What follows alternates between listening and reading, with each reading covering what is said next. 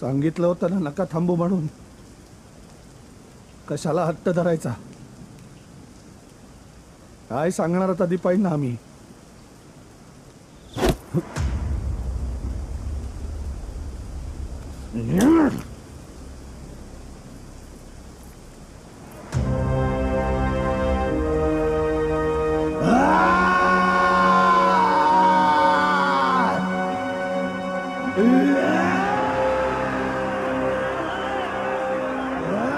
सूर्य मावळतीला पोहोचला, पण जणू सरत्या प्रहरातला मराठ्यांचा पराक्रम पाहायला तोही स्तब्ध झाला होता.